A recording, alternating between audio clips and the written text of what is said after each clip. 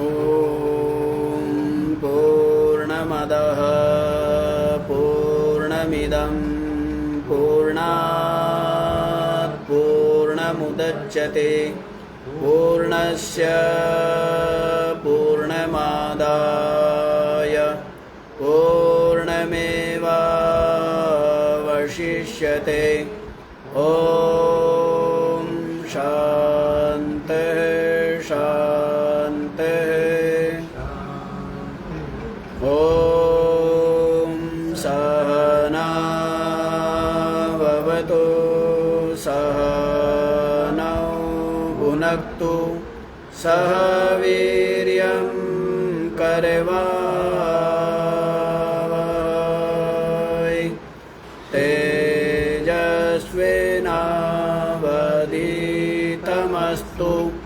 मा विद्विषावहै।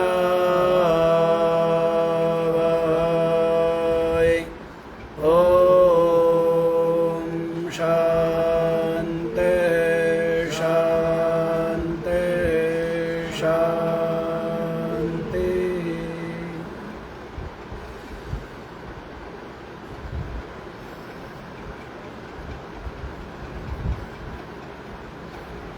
हाँ जी,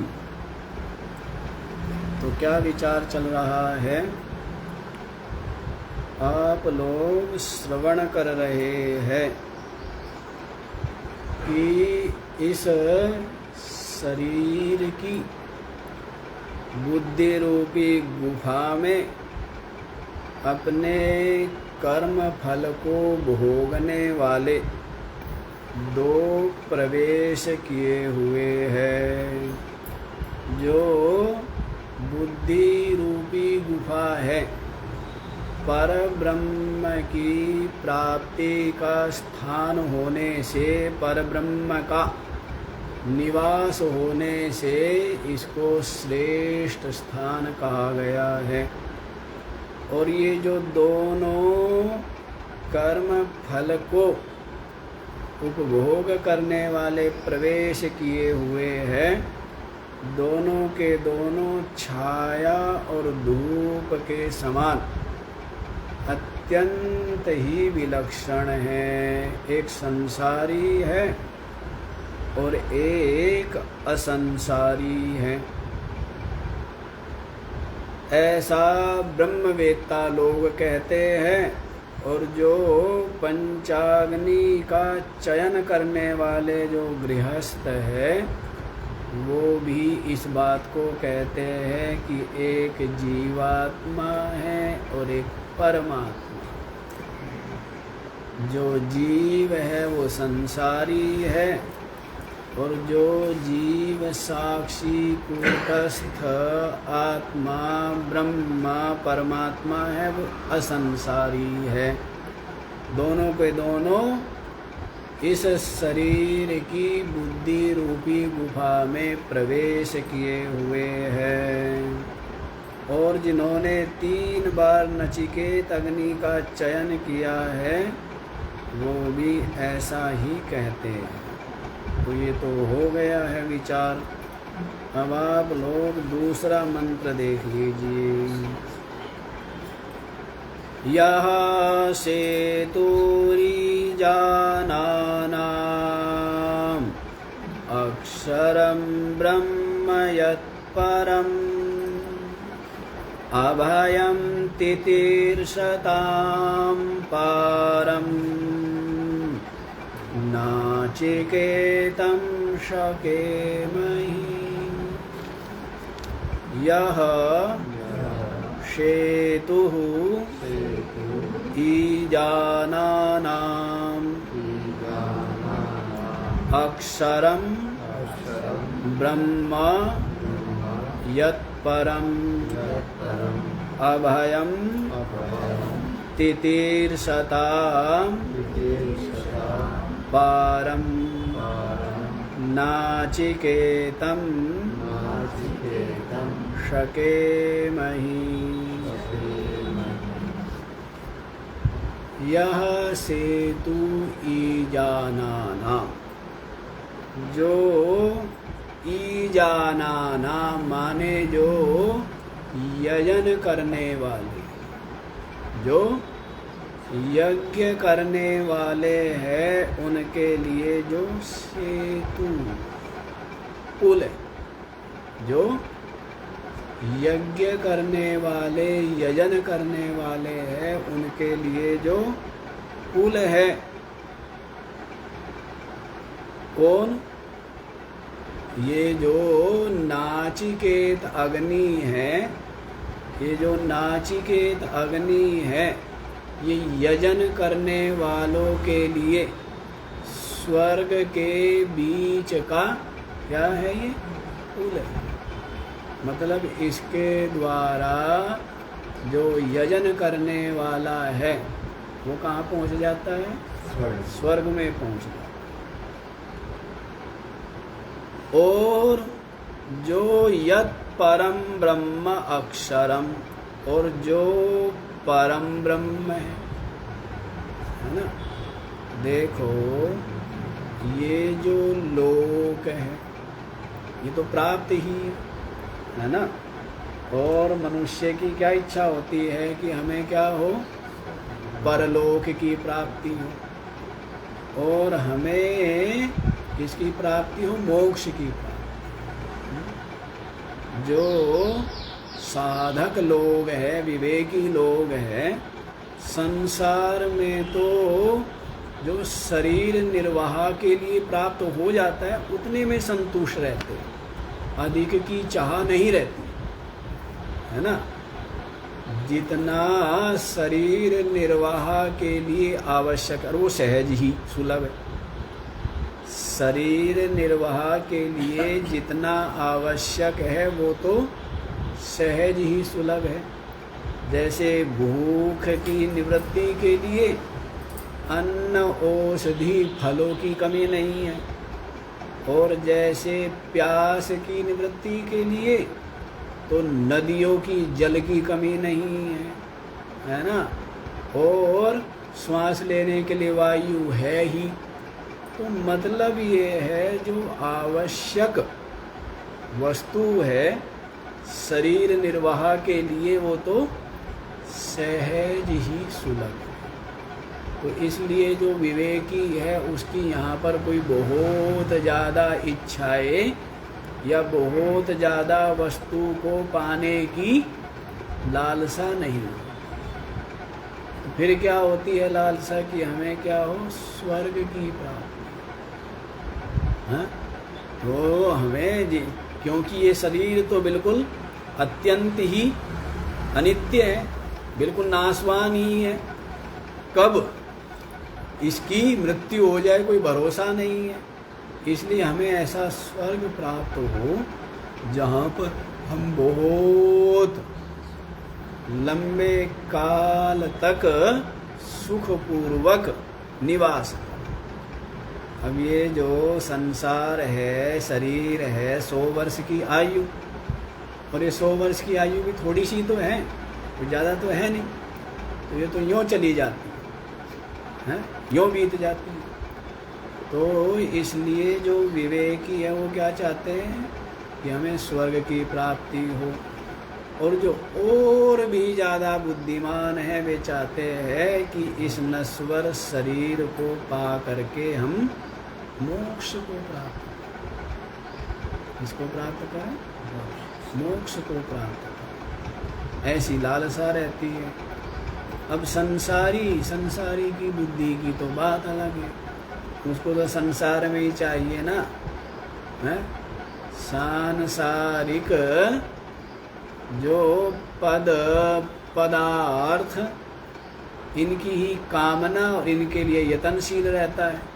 जो अत्यंत मूढ़ बुद्धि है और जो थोड़ा सा बुद्धिमान है वो स्वर्ग को पाना चाहता है, और जो अत्यंत बुद्धिमान है वो किसको पाना चाहता है?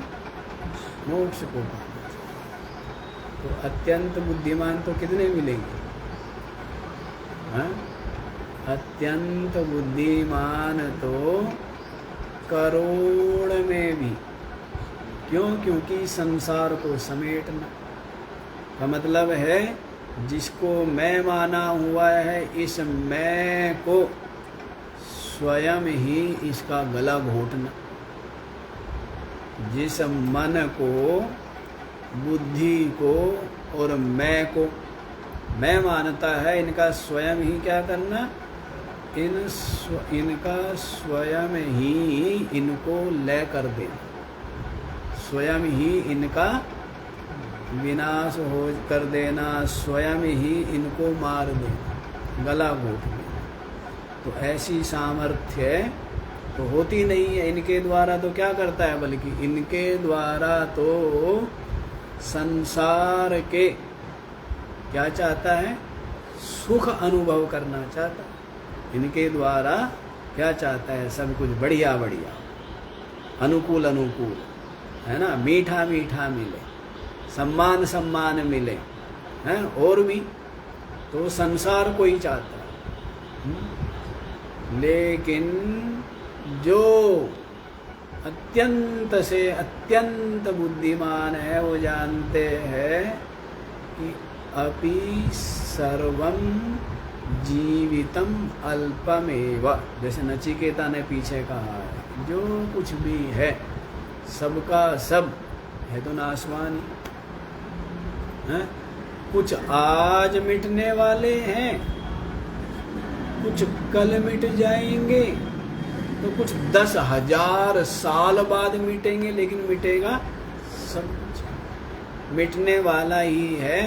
हमें तो नए मिटने वाला, ऐसा जो अमिट पद है उसको प्राप्त करना, जिसको श्री कृष्ण ने गीता में कहा है, यद गत्वा न निवर्तन्ते तद्धामा परमं मम।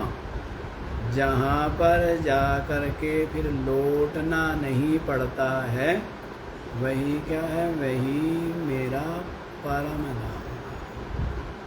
तो इस तरह है वो अमिट पद तो अपना आत्म पद है, मोक्ष है, लेकिन उसकी चाह किनको है, किसकी चाह है, लोक की चाह है या परलोक की चाह। पहले थोड़े से धार्मिक लोग हैं, सात्विक लोग, धर्मनिष्ठ लोग, वो क्या चाहते थे, परलोक की प्राप्ति। अब आजकल वाले तो क्या चाहते, बस क्या मिल जाए, लोक मिल जाए, मिलता कुछ भी नहीं है, है ना। और लोक में भी सम्मान मिले, संतोष मिले, हैं, शांति मिले, ये नहीं, लोक में भी क्या चाहिए, धन चाहिए और साधन संपन्न सुविधा युक्त जीवन चाहिए, है ना, यही चाहिए। क्या मिला, सब कुछ मिल गया, क्या नहीं मिला, शांति नहीं मिली, क्या नहीं मिली, शांति मिली, क्या प्रसन्नता निश्चिंतता मिली, क्या नहीं मिली। तो और क्या मिली, बेचैनी मिली, अशांति मिली, चिंता मिली, भय मिला। तो क्या मिला, कुछ भी नहीं। कहने का भाव है कुछ भी नहीं मिला है। तो ऐसे तो संसारी है, और जो थोड़े से बुद्धिमान है वे परलोक को चाहते हैं, और जो अत्यंत अत्यंत अत्यंत विवेकी है वे किसको चाहते हैं, वे मोक्ष को चाहते हैं। और मोक्ष तो क्या है, अपना आपा ही है। अपनी सारी चाह मिट गई, और चाह जिसमें है वो मिट गया। सारी चाह मिट गई, तभी तो मरेगा वो। जिसके अंदर खूब राशन पानी है, शक्ति है, वो नहीं मरता। तो पहले मन में से क्या करो, चाह रहित करो। इस मन बुद्धि चित्त को क्या करो, चाह रहित। कोई चाह नहीं। जब चाह नहीं रही, खाने पिएगा, खाएगा पिएगा नहीं, खाने पीने को मिलेगा नहीं, फिर क्या हो जाएगा, मर जाएगा, नहीं मर जाएगा। तो चाह मिट गई तो वृत्ति ठहर गई, शांत हो। और फिर वो मृत्यु की मौत हो गई। और मन की मौत ही क्या है? मनोनाश वासना क्षयित मोक्ष का है। मन की मौत ही मोक्ष। मन की उत्पत्ति, मन की जागृति ही संसार है, जगत है। और जगत क्या है? कुछ भी नहीं। मन की जागृति क्या है? जगत। और मन का लय, मन की मौत। इसलिए कहा ना, माया मरी ना मन मरा, मर मर गए शरीर। और आशा तृष्णा ना मरी, कह गए संत कबीर। है? तो शरीर तो पता नहीं कितने मरे, पर माया और मन ये नहीं मरे। तो मन की मौत ही क्या है? मोक्ष। और मन की मौत का मतलब पहले क्या है? चाह रहित हो। मन की मौत का मतलब है चाह समाप्त हो, चाह नहीं है किसी। सहज जो कुछ सुलभ है उसी में संतुष्ट, और उसी में प्रसन्न, और उसी में आनंदित है ना। जो द्वंद्वों के झंझावात से विचलित नहीं होता है कि ये तो सब क्या है? अनुकूलता, प्रतिकूलता, सुख दुख, लाभ हानि, मान अपमान, निंदा स्तुति आदि, ये तो सब के सब क्या है? ये तो एक हवा के झोंके मात्र हैं। और ये सब के सब मिथ्या संसार में ही है। तो इनसे जो अप्रभावित रहता है, और इस तरह जिसका मन की क्या हो गई? मौत हो, यही मोक्ष हो गया। तो पहले क्या है? चाह समाप्त हो। यदि चाह है तो ये मरने वाला नहीं है, इसको तो खुराक मिल रही है ना। यदि चाह है तो क्या है? खुराक खा खा के क्या होता है? कमजोर होता है, तकड़ा होता है। तो खुराक खा खा करके तकड़ा हो, तो चाह मिट गई। और फिर ये मन मर जाए, तो मन के मरने पर, लय होने पर जो शेष रहता है वही सच्चिदानंद है, वही अपनी आत्मा है, नित्य अविनाशी परम पद है ना। तो देखो यहाँ पर तो लोक की बात नहीं है, परलोक की बात है। यह सेतु ईजानाना, जो यजन करने वाले हैं उनके लिए जो सेतु क्या है? ये जो नचिकेत अग्नि है, ये स्वर्ग प्राप्ति के लिए क्या है? पुल का काम करती है। क्या करती है? एक किनारे से जो दूसरे किनारे को जोड़े है, जिस पर चल करके दूसरे किनारे पहुंच जाए, वो क्या कहलाता है? पुल है ना, सेतु। तो वैसे ये जो अग्नि विद्या है, ये सेतु, स्वर्ग प्राप्ति पुल है। और जो यत् परम ब्रह्म अक्षरम, जो पर ब्रह्म है, अक्षर पर ब्रह्म, जो क्या कहा है? अभयम। और जो अभय रूप क्या है? जो परम ब्रह्म अक्षर, जो अभय है, अभय रूप है, उसको अभयम तितीर्षताम पारम। और जो तितीर्षताम पारम, जो संसार से पार जाने वालों के लिए जो क्या है? अभय रूप, जो पर ब्रह्म है, उस पर ब्रह्म को सके मही, हम क्या कर सके? उसको जानने में समर्थ हो सके। उसको हम क्या करें? उसको हम जान सकें। मतलब नचिकेत, यमराज जी कह रहे हैं, तो इसका मतलब क्या है? यमराज जी जानते नहीं है क्या? यमराज जी दोनों को जानते हैं। नचिकेत अग्नि को भी जानते हैं, जो स्वर्ग की प्राप्ति की साधन भूता है, और उस अक्षर ब्रह्म को भी जानते हैं, जो कि अपनी आत्मा है। लेकिन फिर भी आदर के लिए ये बात कह रहे हैं, हे नचिकेता, तू और मैं, हम दोनों, और हम दोनों के साथ साथ जो साधन संपन्न अधिकारी है, जिज्ञासु है, वे भी उस अक्षर पर ब्रह्म को जानने में समर्थ हो। ऐसी जो शुभ भावना है वो यमराज जी कर रहे हैं, है ना।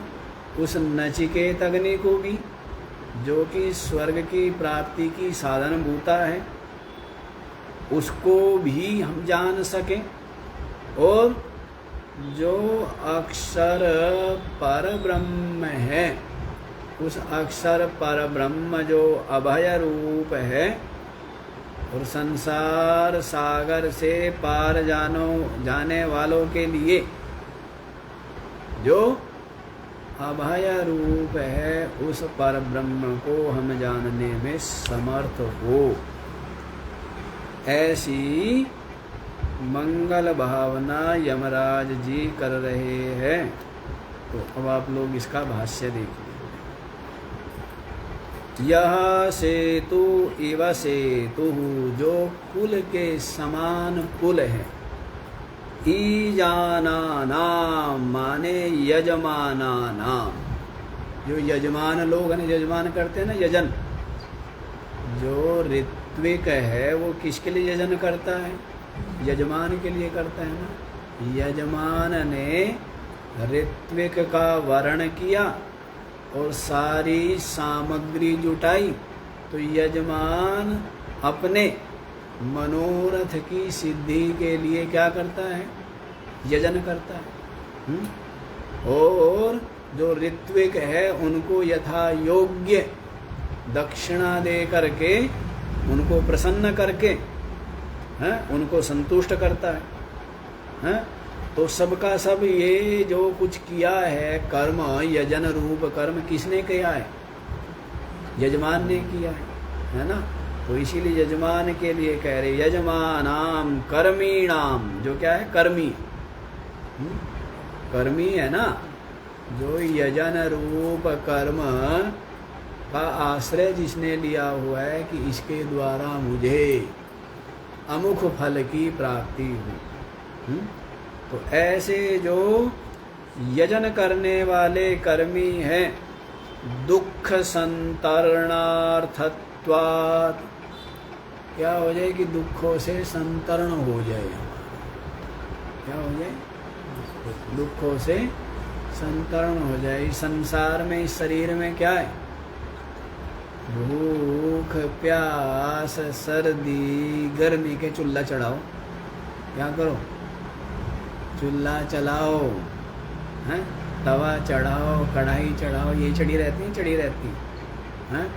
खाने वाले स्वाद लेते हैं, बनाने वाले को पता है कि गर्मी में क्या होता है, हैं? पसीना पसीना होता है ना, नहीं है? तो मतलब ये है कि भूख, प्यास, सर्दी, गर्मी आदि व्याधि, हैं? ये शरीर में क्या क्या लगे हुए हैं? व्याधि मंदिर कहा ही, बीमारियों का घर। तो दुख ही दुख है इस शरीर में। क्या है? बचपन में दुख, ये बड़ी मौज। क्या मौज है बचपन में? क्या मौज? पराधीनता है, बंधन है, नहीं, असमर्थता है, अविवेक है, मूढ़ता है। बस वो मूढ़ता है, अज्ञान है, इसीलिए थोड़ा सा सुख मानता है अज्ञान में। अन्यथा क्या बाल्यावस्था में क्या सुख है? कोई सुख है? फिर आ गई जवानी, है? जवानी में तो बड़ा सुख। जवान को किसी को सुखी देखा है? हैं? दुनिया भर की तृष्णा, दुनिया भर की वासना, दुनिया भर की पाने की, भोगने की चाह। कभी किसी जवान को क्या प्रसन्न देखा है, संतुष्ट देखा है? फिर आ गया जी बुढ़ापा। क्या आ गया? ये बड़ी मौज है बूढ़े की, है यूं पगड़ी पहन के, पैरों में जूते पहन के, मूंछों पर यूं ताव दे के, हैं यूं बैठा हुआ। तो बूढ़े को क्या, बड़ा सुखी है। बूढ़े को क्या सुख है? पहले तो शरीर ही रोगों का घर हो गया, है ना। वात पित्त कफ सबके सब क्या हो गए? ऊपर नीचे हो गए। शरीर पर नियंत्रण रहा नहीं, इंद्रियों पर नियंत्रण रहा नहीं। निरंतर क्या है, कहीं पानी बहता रहता है, कहीं आँख से पानी बह रहा है, मुंह से पानी बह रहा है, हैं? कफ आदि सबके सब क्या हो गए हैं? गला जो है वो कफ से भरा रहता है। बुढ़ापे में क्या सुख है? दुनिया भर की चिंता है और अपमान तिरस्कार अलग से। जिनको स्वयं चलना सिखाया, बोलना सिखाया, बैठना सिखाया, पढ़ना लिखना सिखाया, एक इंसान बनाया, और वही क्या करते हैं? वही तिरस्कार करते हैं। तुम रहने दो, तुम्हें नहीं पता, है ना। तो ऐसा तिरस्कार और दुनिया भर का मोह, उनको कोई लगाव नहीं। जिनके मोह में आकर के इसने इतना कपट किया, जिनके मोह में आकर के इसने इतने पाप किए, और उनको कोई मतलब नहीं है। वो मस्त है अपने परिवार में। बूढ़े को तो अपने परिवार का सदस्य भी नहीं गिनते हैं। क्या मेरे बच्चे, मेरा परिवार, क्या बूढ़े बुढ़ी, क्या ये उसके हिस्से में आते होंगे? हैं? ये उसके हिस्से में। बूढ़े बुढ़ी किसी के हिस्से में नहीं आते। बाकी सब कुछ बांट लेते हैं, और बुढ़ा बुढ़ी कहने को भी बांट लो, क्या कर लो। हाँ, फिर बीच में आया संपत्ति के लिए, माँ या पिता का पता नहीं किसका शरीर शांत हुआ, तो पुलिस भी गई, सब गई कि सबको आधा आधा करो, आधा संस्कार हम करेंगे आधे शरीर में। ये सत्य घटनाएं हैं। बड़ा इसके लिए लड़ाई हुई, युद्ध हुआ कि आधा आधा करो, जिससे कि हमें संपत्ति में केवल अधिकार मिले, इसके लिए, और कुछ नहीं। मतलब क्या है? अब तक जब तक वो जीवित था तब तक कोई मतलब था क्या? कोई मतलब नहीं। हाँ, बड़ा मुश्किल से उनको हिस्सा दिया गया। वहीं शमशान में पुलिस ने बहुत समझाया, सबने समझाया, तब जाकर उन्होंने दाह संस्कार होने दिया। अन्यथा कहा बिल्कुल आधा काटो शरीर। जिनके मुँहों में व्यक्ति इतना अंधा रहता है, उनकी स्थिति केवल ये है। वे क्या चाहते हैं? सब कुछ बांट ले, भी बांट लेते हैं। और वो कहते बूढ़ा बूढ़ी क्या, वो किसी के हिस्से में नहीं हैं। वे मर क्यों नहीं गए? मर क्यों नहीं जाते? अब तो कष्ट की हद हो गई, मर जाए अच्छा होए, हैं? अब तो मर जाए तो अच्छा ही हो, ये चाहते हैं, नहीं चाहते।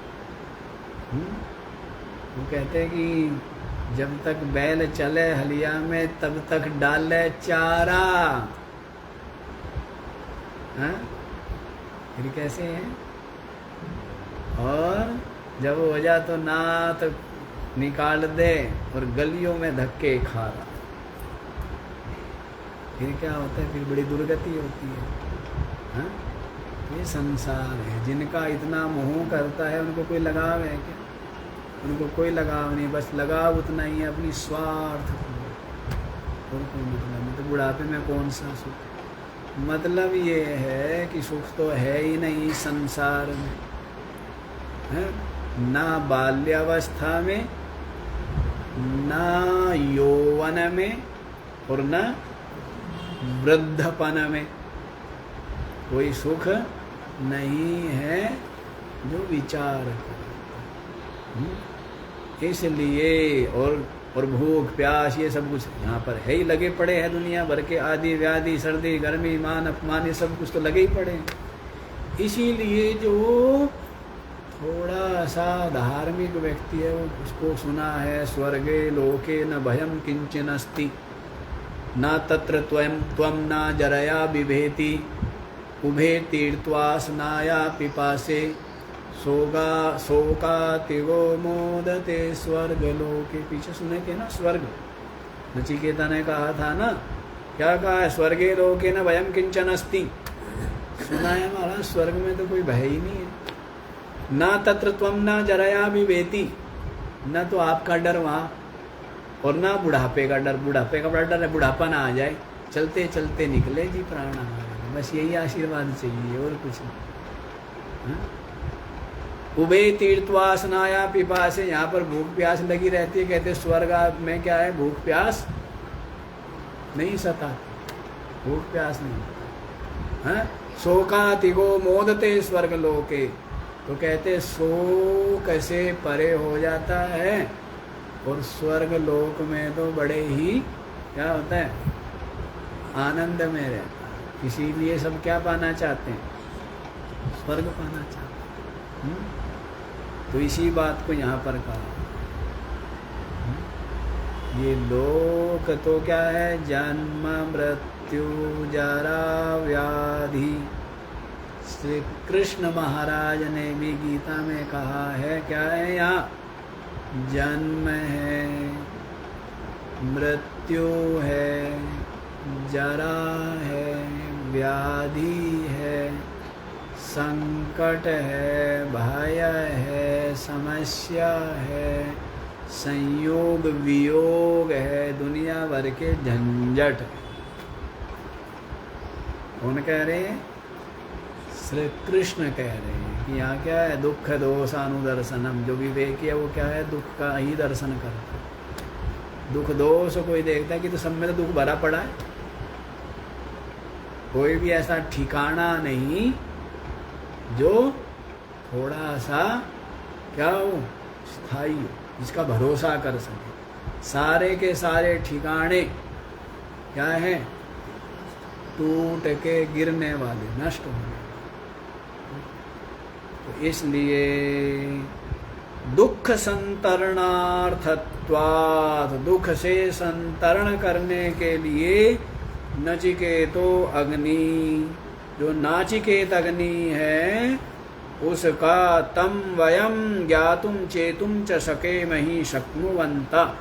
उस नचिकेत अग्नि को हम जान सके और क्या कर सके, उसका अनुष्ठान भी कर सके। जान तो लिया लेकिन परिस्थिति ऐसी बनी रही, शरीर में ज्वर बना रहा, व्याधि बनी रही, तो क्या होगा, यज्ञ कर पाएगा क्या, अनुष्ठान कर पाएगा क्या, शरीर उठने में ही समर्थ नहीं है, कुछ हो पाएगा, कुछ नहीं होगा। इसीलिए कह रहे यमराज जी, दुख से संतरण के लिए इस नचिकेत अग्नि को, नाचिकेत अग्नि को तू और मैं, हम दोनों, वयम हैं, हम लोग, ज्ञातुम चेतुम च, जान भी सके, और चेतुम माने चयन भी कर सके, उसका अनुष्ठान भी कर सके। सके मही माने शक्नुवन्तः, हम दोनों कर सके। इस अग्नि विद्या को जान भी सके और इसका अनुष्ठान भी हम लोग कर सके, इस संसार दुख से संतरण के लिए। इससे संतरण के लिए, संसार दुख से संतरण के लिए। किंच, और देखो जी, यच्च अभयम भय शून्यम संसारस्य पारम, और जो अभयम माने भय शून्यम, जो भय से रहित है, संसारस्य पारम तितीर्षताम तरतुम इच्छताम, ये संसार से पार जाने की जो इच्छा वाले, संसार से पार जाने की जो इच्छा वाले हैं, ब्रह्मविदाम यत परम आश्रयम, ब्रह्मवेत्ताओं का जो क्या है, परम आश्रय।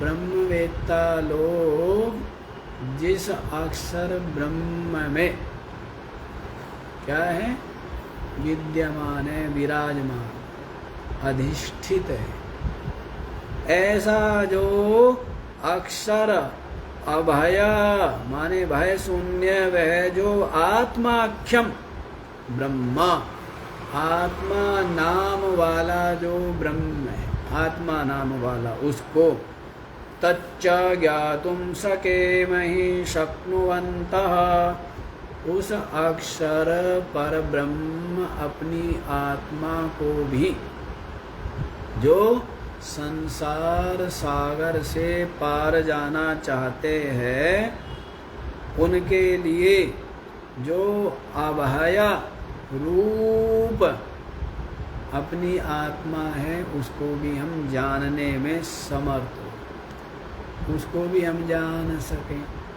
है ना। परा परे ब्रह्मणि कर्म ब्रह्म विदाश्रये वेदितव्ये इति वाक्यार्थ। तो इस तरह है, पर ब्रह्म और अपर ब्रह्म दो हुए, है ना। परा परे ब्रह्मणि, पर ब्रह्म और अपर ब्रह्म, जो क्या है, कर्मविद ब्रह्मविद आश्रये।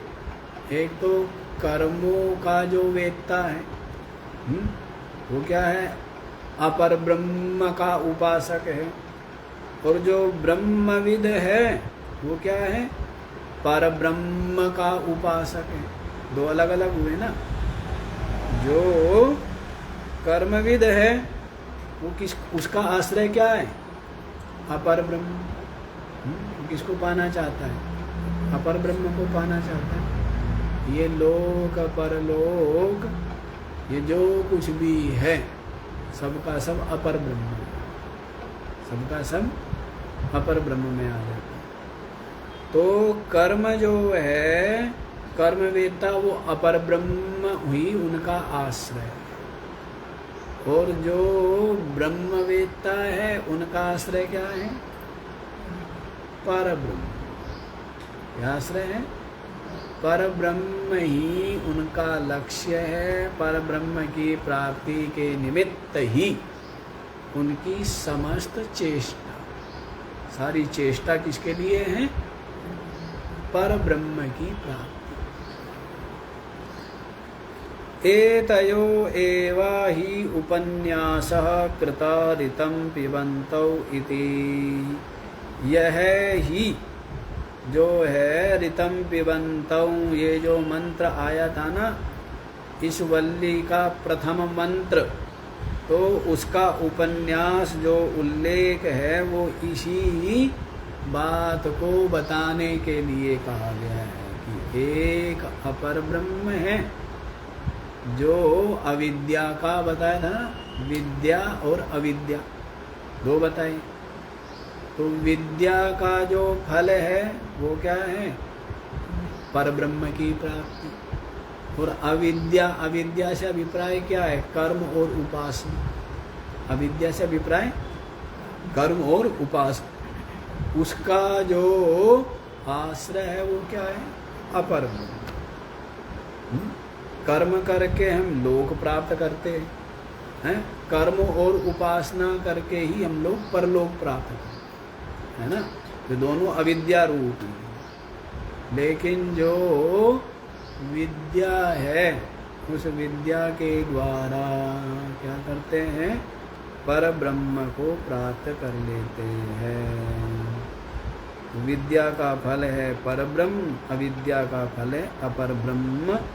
इसी बात को प्रथम मंत्र के ऋतं पिबन्तौ जो कहा है कि अपने कर्म फल का भोगने वाले दो प्रवेश किए हुए हैं, वे जो उस मंत्र में बताया था वो इसी बात को बताने के लिए, समझाने के लिए। अब आप लोग देखो, प्रसंग दूसरा चल जाएगा और चलो दोनों भी कोशिश करेंगे। कितनी प्रसन्नता की बात है कि नया मंत्र शुरू हो रहा है, तृतीय मंत्र। तो तृतीय मंत्र को देखिए आप लोग। आत्मानं रथिनं विद्धि शरीरं रथमेव तु बुद्धिं तो सारथिं विद्धि मनः प्राग्रहमेव च। आत्मानं रथिनं विद्धि शरीरं रथम एव तु बुद्धिं तो सारथिं विद्धि मनः प्रग्रहम् एव च। आत्मानं रथिनं विद्धि। ये जो अपनी आत्मा है, इस अपनी आत्मा को क्या जानो? रथिनम, जो रथ का स्वामी, जो रथ का क्या है? रथ का जो मालिक है, इसको जानो। अपनी आत्मा को रथ का मालिक विद्धि माने जानो। इस शरीर रूपी रथ का जो स्वामी है वो क्या है? सब कुछ तो आत्मा ही है। सब कुछ तो जिन जिन में जो जो रस है, वो रस किसका है? शरीर में जो रस, इंद्रियों में जो रस, नहीं तो सबके सब सूख जाए। जैसे गन्ने में से रस निकाल लिया तो क्या बच गया? छिलका। क्या बच गया? छिलका बच गया। तो अब उसका कोई, उसमें कोई सार रहा क्या? सार तो निकाल लिया। तो वैसी शरीर में जो सार, इंद्रियों में जो सार है, रस है, प्राणों में जो सार है, रस है, मन बुद्धि में भी जो सार है, रस है, वो क्या है? किसका है? आत्मा का ही तो है? जैसे बालूशाही में, इमरती में, गुलाब जामुन में, रसमलाई में जो सार है वो क्या है? मीठा। क्या सार है? अब बालूशाही और मीठा ना हो, इमरती हो और मीठा ना हो, तो फिर है उसमें कुछ सार? कितनी खाएगा कोई? खाएगा? एक भी ना खावे हैं? ये तो क्या है? बिल्कुल बिल्कुल फीकी है।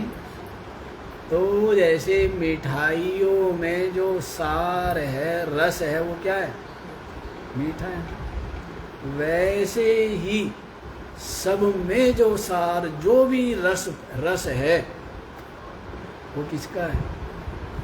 आत्मा का है। इसीलिए ये जो शरीर रूपी रथ है ना, है, जिसके कारण से ये चलता है, जिसके कारण देखता है, हंसता है, बोलता है, खाता है, पीता है, शरीर रूपी रथ है, जो इसके ऊपर धूल मिट्टी नहीं चढ़ रही है ना, नहीं तो क्या हो जाए? धूल मिट्टी चढ़ जाएगी इसके ऊपर, नहीं जंग लग जाएगा, नहीं लग जाएगा। तो फिर क्या होता है? सब रूप ही है ना, फिर क्या होता है? उठा करके जिस शरीर को इतना सुंदर, इतना शोभन और इतना मंगल रूप जाना, उसको उठा करके ले जाते और लकड़ी के बीच में रख के क्या करते हैं? आग लगा देते है ना। जिस शरीर को इतना सजाया, इतना संवारा, निरंतर जिस शरीर के मुख को दर्पण में निहारा, तो क्या करते हैं उस शरीर को ले जा करके हैं, और उस शरीर को यदि छू भी लिए तो क्या करते हैं, स्नान करते हैं ना। तो क्या है, सब है, मिट्टी है ना।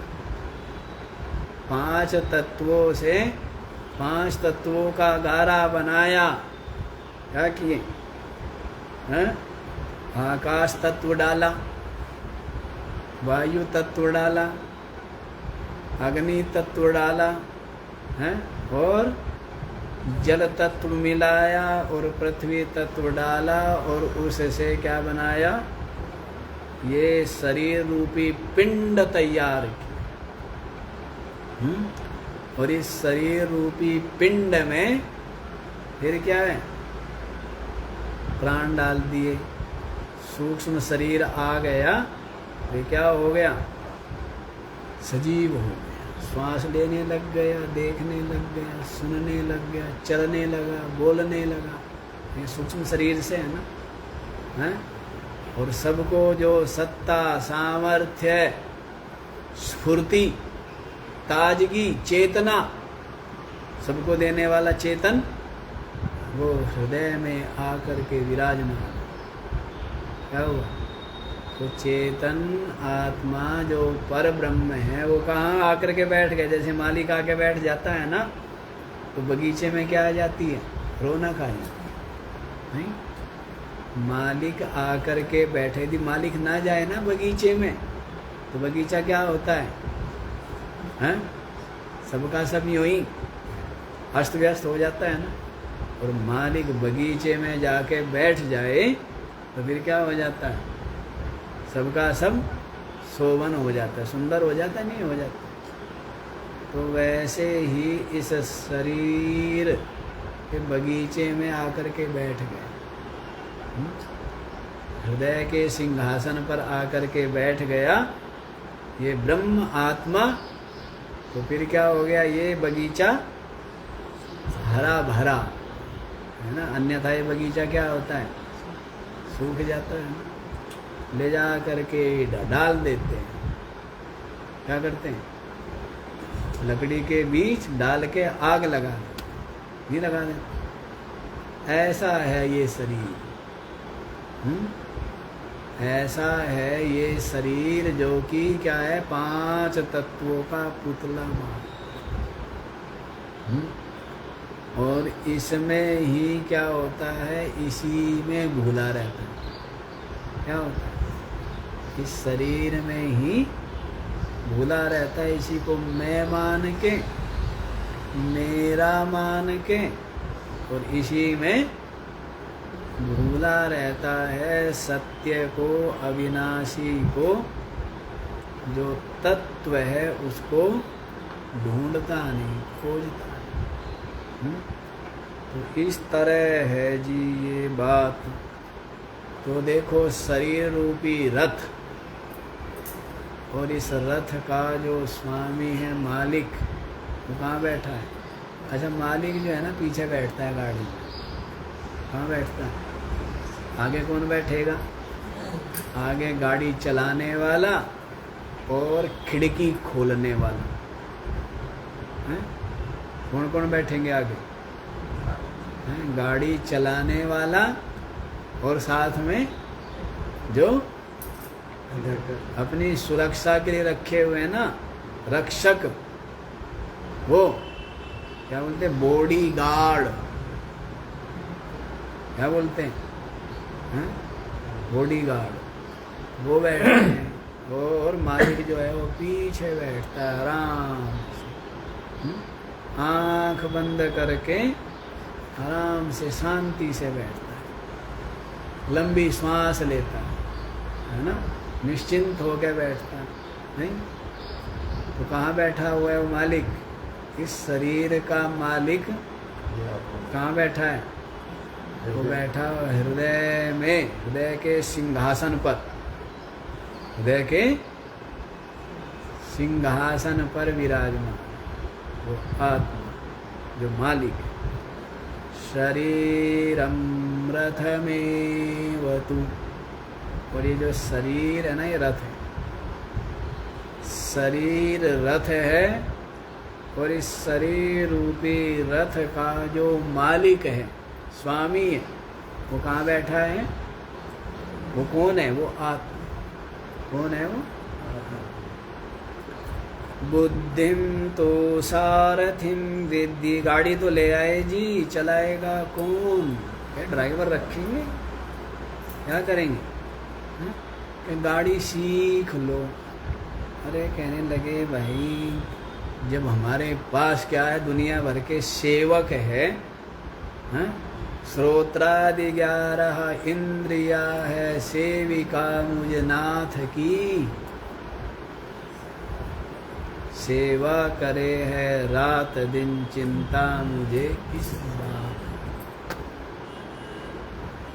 अलग से नौकर रखते हैं, अलग से क्या करते हैं? पोछा लगाने वाली, बर्तन मांजने वाली, वो नौकर है। आप नौकर हो उसके? हैं?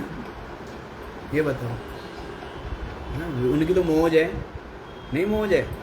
शरीर से काम करे, शरीर ठीक रहे, पैसे अलग से मिले, न्यारे मिले, आगी मौज।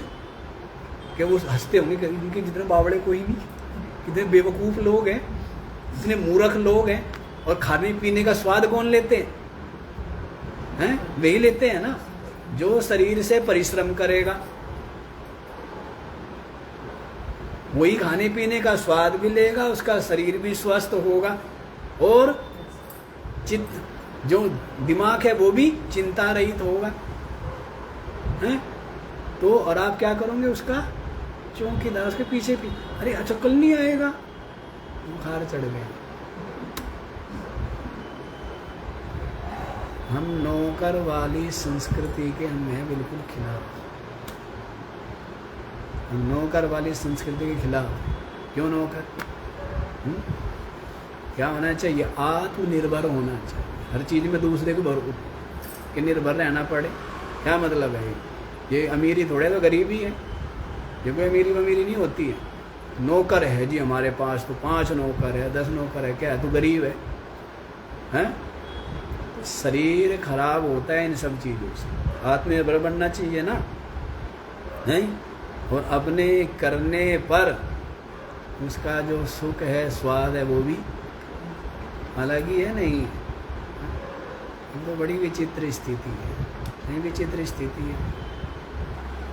शरीर के काम करने नहीं, नौकरों के निर्भर, और फिर डॉक्टर के साथ में क्या है? अपॉइंटमेंट, रिलेशन किसके साथ में? फैमिली डॉक्टर सुना करते थे हम जब छोटे थे, स्कूल में पढ़ते थे। क्या वो जो है ना हमारा फैमिली डॉक्टर है। हमें बड़ा आश्चर्य होता है, फैमिली डॉक्टर क्या होता है? हमें कुछ होता होगा फैमिली डॉक्टर। अब तो समझ में भी नहीं आ रहा क्या हम सोचते थे उस समय, ध्यान नहीं आ रहा है कि फैमिली डॉक्टर का मतलब ये होता है कि खाली उसी फैमिली का इलाज करता होगा, या उनके घर पे ही आके बैठ जाता होगा कि भाई कौन सा बीमार पड़ेगा उसको घर के दरवाजे पे आके बैठा, या न्यारा कमरा होगा उसका, फैमिली डॉक्टर है ना वो, हैं? तो फिर क्या है? पता लग गया दादाजी को बीमार, उनको दस्त लग गए, अच्छा उनको दवाई दे दो, या उनको उल्टी लग गई क्या उनको दवाई दे दो, उसको जुकाम हो गया उसको दवाई दे दो। तो फैमिली में कोई ना कोई बीमार, तो फैमिली डॉक्टर है। क्या क्या बनाए हुए बड़े बड़े विचित्र चीजें, और इन चीजों में बड़े गर्व करते हैं कि हमारे क्या है,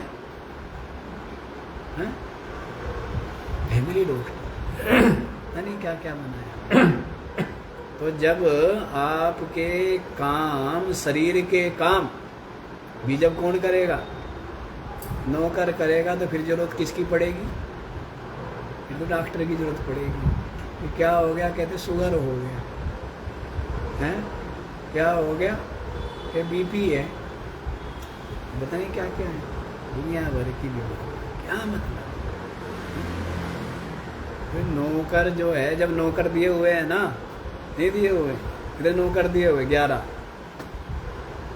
इधर नौकर है, श्रोत्रादि 11 इंद्रिया है सेविका मुझ नाथ। सेवा करने के लिए कितने हैं? 11 इंद्रिया, 5 ज्ञानेन्द्रिया, 5 कर्मेंद्रिया और 1 ये अंतःकरण। कितने हो गए नौकर? 11 नौकर जिसके पास है, फिर उसको नौकर की जरूरत पड़े, बर्तन मांजेगा जी, एक चाय बनाएगा, चाय बनाने वाला भी होता है। हमने घरों में देखा चाय बनाने वाला भी नौकर है।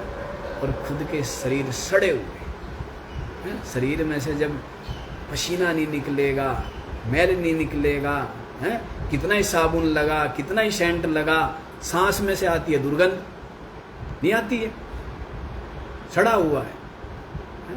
और जो परिश्रम करने वाले हैं ना, उनके शरीरों से दुर्गंध नहीं आएगी। परिश्रम करने वाले हैं, उनके शरीरों से दुर्गंध आएगी क्या? शरीर से दुर्गंध नहीं आएगी, क्योंकि सारा का सारा शरीर क्या है? स्वस्थ है। और जो परिश्रम नहीं करते क्या आएगी?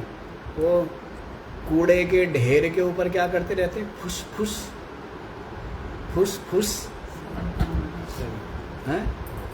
कूड़े के ढेर के ऊपर क्या कर रहे हैं? अब एक बात बताओ, कूड़े के ढेर के ऊपर वो छिड़कने से क्या होगा? सुगंध आएगी? है ये बताओ, कूड़े के ढेर पे फुस फुस करोगे, मुंह में भी करते हैं फुस फुस, हैं? मुंह में भी करते हैं, मुंह से भी दुर्गंध ना आवे, करते हैं ना? हाँ, तो ऐसा है जब कूड़े का ढेर है, अरे कूड़ा बाहर निकले, और कूड़ा कैसे बाहर निकलेगा इसमें से? जितना परिश्रम करोगे, जितना परिश्रम करोगे, मेहनत करोगे, उतना पसीना निकलेगा, बाकी भी सारे के सारे मलमूत्र आदि भी कभी सही विसर्जन होगा। तो फिर क्या रहेगा? शरीर स्वस्थ रहेगा। दुर्गंध आएगी क्या? शरीर में से दुर्गंध नहीं आएगी। जो शरीर को क्या रखते? एसी में बंद, तिजोरी में बंद करके रखते हैं ना, उनके शरीर से दुर्गंध आती है। सांस से भी दुर्गंध आती है, नहीं आती? कई लोग पास हो गए बोलने लगते हैं, हमें कहते हैं थोड़ा सा दूर से बोलोगे, अपने पास से आए। कहीं भी जाते हैं हम, कहीं मंच पे भी बैठ जाए ना, मंच पे बैठे रहेंगे मोटे मोटे महात्मा हैं, और ये मोटे मोटे महात्माओं के बीच में छोटे से हम हैं। और फिर क्या आती है? सांस लेवे महाराज जी, यूँ करे, मंडलेश्वर जी हाथ जोड़े। मैंने कहा मंडलेश्वर जी वहीं से जुड़ गए हाथ। हाँ, ये शरीर वैसे ही सड़ा हुआ है, लेकिन शरीर में जब परिश्रम नहीं करोगे तो और क्या आती है? पता नहीं कैसी कैसी विचित्र विचित्र दुर्गंध आती है, पसीने से भी, श्वासों से भी। क्यों? क्योंकि शरीर को क्या बना रखा? डंपिंग स्टेशन है, कूड़े का ढेर बना हुआ है। अब कूड़ा साफ होता नहीं है, मलमूत्र का ठीक से विसर्जन होता नहीं है, तो फिर क्या है? दुर्गंधी आएगी नहीं आएगी? हैं? ऐसी स्थिति है। मतलब ये है, स्वावलंबी होना चाहिए, परिश्रमी होना चाहिए। शरीर भी स्वस्थ रहता है। तो नौकर तो सोचते हैं मौज है ना हमारी, बर्तन हम मांज रहे हैं, तो उससे शरीर मजबूत किसका हो रहा है?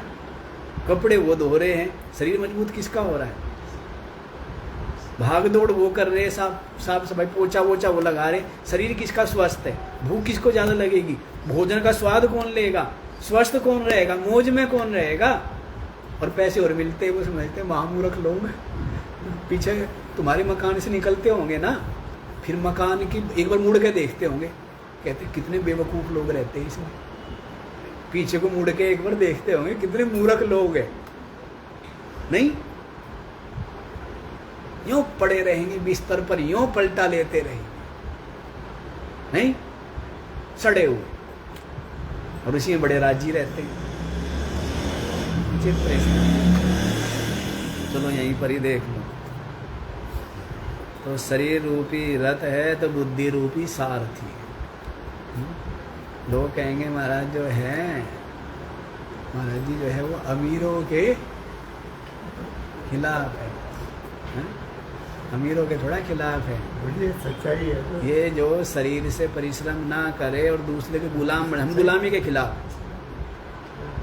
हम हैं गुलामी के खिलाफ। क्यों किसी गुलाम बनते हो, हैं? नौकर आएगा तो रोटी बनाएगा, चाय बना के देगा, मेरा जूता साफ करेगा। नौकर आएगा तो क्या करेगा, वो सफाई करेगा, इंतजार करेगा। जब तक तो इंतजार करे तब तक तो कर ही ले। क्या महाराज जी वो आ नहीं सकते ना हम, क्योंकि वो नौकरानी आती है तो उसका क्या करना पड़ता है, इंतजार करना पड़ता है। फिर तब तक तो खुद ही कर ले। नहीं, एक रोटी और फालतू खाएगा नहीं खाएगा, स्वस्थ वैसे रहेगा, थोड़े कमाने में भी काम चल जाएगा। नहीं, पर ये तो दुनिया भर की पता नहीं विचित्र विचित्र स्थिति देख करके आश्चर्य होता है। कैसी संस्कृति, और इसी में बड़प्पन समझते हैं कि हमारे तो क्या है, बर्तन मांजने वाली न्यारी, कपड़े धोने वाली न्यारी, और क्या होती है, चाय बनाने वाली न्यारी, रोटी बनाने वाली, सब्जी काटने वाली न्यारी, और भी तो होते हैं कुछ कुछ प्रयास और जगह होके आते हैं। ये स्थिति है, क्या स्थिति है, कपड़े प्रेस करने वाली और सब दुनिया भर के क्या स्थिति है। और खुद लोगों का घर स्वाद आ रहा क्या किसी चीज में, स्वाद है। खुद शरीर से काम ना लेने से शरीर क्या हो गया, रोगों का घर, तो क्या स्वाद है, क्या स्वाद है कोई, हैं? इसलिए कहा था ईशावास्य उपनिषद में क्या था दूसरा ही मंत्र, कुर्वन्ने वेह कर्माणि जिजीविषे क्षतगुं समः। कर्म करते हुए 100 वर्ष जीने की इच्छा करनी चाहिए। 100 वर्ष जिएगा कौन, जो शरीर को हिलाएगा नहीं, वो जिएगा, वो जिएगा। शरीर से जो जितना कर्म करेगा, पुरुषार्थ करेगा, उतना ही वो क्या है, 100 वर्ष तक जिएगा। इसका क्या बिगड़ता है, शरीर का नहीं बिगड़ता कुछ भी। इसे जितना घिसो उतना ही क्या हो जाता है, मजबूत, है ना। और ना घिसो तो क्या हो जाता है, कैंसर। क्या हो रहा है, हैं? कैंसर, चित्र स्थिति। चलो जी, तो बुद्धि को सारथी रख लिया है, ठीक है ना, हम यथा योग्य रख लिए। हाँ, उससे ज्यादा महत्वपूर्ण कार्य आप कर रहे हो तो ठीक है भाई, आपके पास समय नहीं है, आप उससे ज्यादा महत्वपूर्ण कोई कार्य कर रहे हैं। मान लीजिए आप अध्यापक हो, हैं? या मान लीजिए आप कुछ और कर रहे हो, उससे यदि महत्वपूर्ण कार्य कर रहे हो, अब काम कुछ नहीं कर रहे हो, तो फिर लाभ क्या। यदि महत्वपूर्ण काम करें तो जो छोटा काम है उसको करने के लिए दूसरा व्यक्ति रख लिया जाता है, लेकिन कर तो कुछ भी नहीं रहे हैं। और शरीर से सबसे बड़ी चीज़ है, शरीर से परिश्रम नहीं करोगे। अधिकतर लोगों को ये जो भूलने की बीमारियां ये सब इसीलिए लगती है क्योंकि अपना काम नहीं करते। जो व्यक्ति अपना काम करता रहे ना, दिमाग चल ठीक काम करता रहता है। और जो दूसरा पानी का गिलास दूसरा देगा, हैं, टूथब्रश दूसरा पकड़ाएगा, और क्या क्या होता है, जूते ला के दूसरा देगा, तो वो करके तो उससे क्या होगा। देखो एक चीज़ आपको बताऊं, जो सेवा करने वाले हैं वे आपके हितैषी नहीं। यदि आपका बेटा या बहू या बेटी बहुत ज़्यादा आपकी सेवा करते हैं, खतरा है कि आपका शरीर तो समझो गया। कोई ना करे ना तो बढ़िया है, अपना शरीर चलता रहेगा। जितना आपकी सेवा करेंगे तो उससे क्या होगा, आपका शरीर, और शरीर गया तो उससे पहले ये गया, दिमाग गया, नहीं गया। शरीर से कर्म नहीं करोगे तो दिमाग में भी केमिकल डिसबैलेंस हो जाती है ना, तो इसीलिए भूलने आदि की और पता नहीं क्या क्या बीमारी लगती है। अवसाद में चला जाता है आदमी, डिप्रेशन में, वो इसीलिए जाता है। शरीर से परिश्रम करने वाला आदमी डिप्रेशन में जाएगा, कभी देखा जाते हुए हैं। जो शरीर से मेहनत कर रहा है वो डिप्रेशन में चला गया, गया कोई आज तक, जाएगा ही। तो वो इसीलिए है की नहीं तो ये क्या हो जाता है, खराब होता चला जाता है। इसलिए शरीर से परिश्रम करें तो अपना शरीर स्वस्थ, ठीक है ना। तो चलो जी, तो बुद्धि को सारथी रखा है आत्मा रूपी रथी ने, मनः परग्रहमेव च, और ये जो मन है ना, ये क्या है, लगाम है। मन क्या है? अब घोड़े कौन है? रास्ता कहाँ दौड़ता है? ये शरीर रूपी रथ। और कौन भोगता है? इस बात के लिए मंत्र चौथा आ रहा है। तो तीसरे मंत्र का भाष्य और चौथा मंत्र हम लोग कल ही पढ़े। आज ओम पूर्णमदः पूर्णमिदं पूर्णात्